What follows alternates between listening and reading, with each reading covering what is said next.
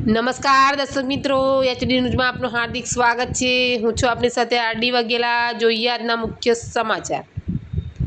તારીખ 11/8/2026ના અષાઢ વર્ષ 14ના સાંજે 10 વાગ્યાની આસપાસ મેઘરાજાની સ્થાપના કરવામાં આવી હતી।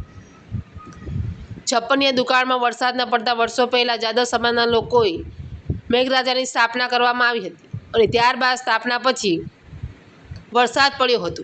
ત્યારથી આ જાદવ સમાજના લોકો મેઘરાજાની સ્થાપના કરે છે અને સાતમ આઠમ નોમ દસમના દિવસે છડીનો પણ સમાવેશ થાય છે। તો તેમાં ઘોઘારાવ મહારાજના મંદિરે છડી નચાવવાનો ઉત્સવ ઉજવણી કરવામાં આવે છે। સૌ ભક્તોએ હાજરી આપી હતી। દર્શન કરી અને અનેક શ્રદ્ધાળુઓ નાના બાળકોને મેઘરાજાને છડીને ભેટાડે છે અને સૌ ભક્તો મેળામાં આવતા હોય છે।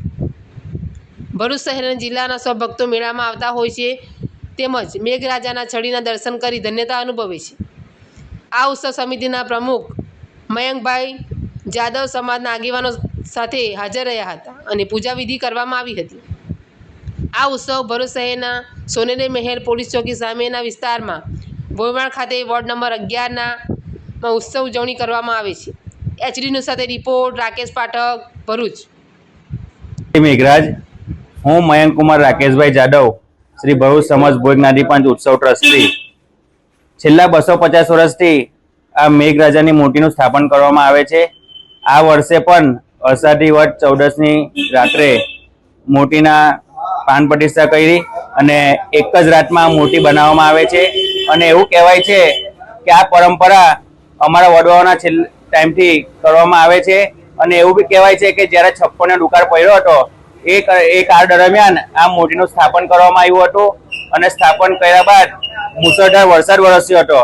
ત્યારથી જ આ પ્રતિમાનું મહિમા ખૂબ આગળ વધ્યું છે અને અત્યારે બી લોકો દુનિયામાંથી અને વિશ્વમાંથી લોકો દર્શનાર્થે અહીંયા આવે છે અને એની પરંપરા ખૂબ જોરશોરમાં ઉજવાય છે અને મેઘ મહોત્સવ બી ઉજવવામાં આવે છે। અહીં શ્રાવણ વટ સાતમ, શ્રાવણ વટ આઠમ, શ્રાવણ વટ નોમ અને શ્રાવણ વટ દસમ એમ 4 દિવસ ભોયવાડ ખાતે મેઘ મહોત્સવ ઉજવવામાં આવે છે અને આ જે મૂર્તિ છે તે એક જ દિવસમાં બને છે અને એ મૂર્તિની જે માટી વપરાય છે એ માટી આપણી ભરૂચની શાન કહેવાતી નર્મદા માં, એ નર્મદા માની માટીમાંથી જ બનાવવામાં આવે છે અને દસમના દિવસે આ મૂર્તિનું જે શાહી સવારે નીકળે છે ત્યારબાદ જે વિસર્જન કરવામાં આવે છે તે પણ આપણે નર્મદા નદીમાં જ વિસર્જન કરીએ છીએ।